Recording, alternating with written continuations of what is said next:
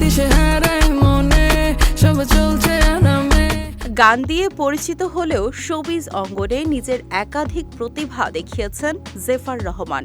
কখনো মডেল, উপস্থাপনা, আবার কখনো পর্দায়ও মেলে ধরেছেন নিজেকে।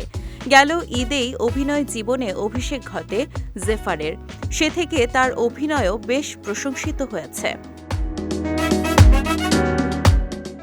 জেফারের ফ্যাশন স্টেটমেন্টে এখন অনেকটা পরিবর্তন আসলেও একটা সময় তার সাজ নিয়ে বহু সমালোচনার মুখে পড়েছেন তিনি। আবার চলতি বছরের শুরুর দিকে তার গাওয়া স্পাইসি গান প্রকাশ করার পর ফের আলোচনায় আসেন এই শিল্পী।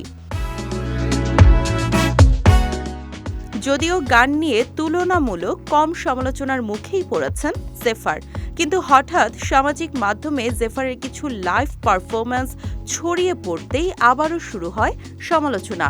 নেটিজেনদের দাবি, গানের চেয়ে এখন স্টেজে নেচেই দর্শকদের বিনোদন দিচ্ছেন জেফার। শুধু তাই নয়, লাইভ কিংবা কনসার্টে জেফারের গায়কিতে অদক্ষতা রয়েছে বলেও তুলে ধরেছেন। রাজধানীতে সদ্য অনুষ্ঠিত হওয়া সবার আগে বাংলাদেশ কনসার্টে ঝুমুর গান পরিবেশন করেন জেফার। সেই পারফরম্যান্সের আংশিক কিছু ভিডিও সামাজিক মাধ্যমে ভাইরাল হয়।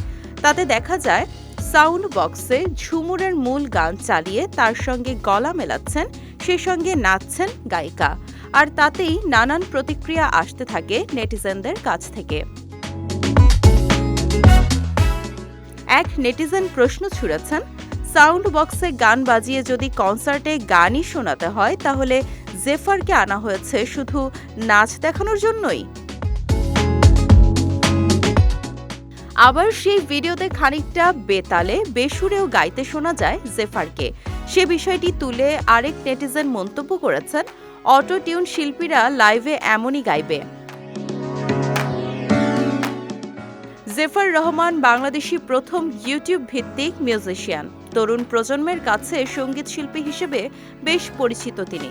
2010 সাল থেকে বিখ্যাত সব ইংরেজি গান কভার করে শোরগোল ফেলে দেয়া জেফার ধীরে ধীরে পৌঁছে গেছেন জনপ্রিয়তার শিখরে।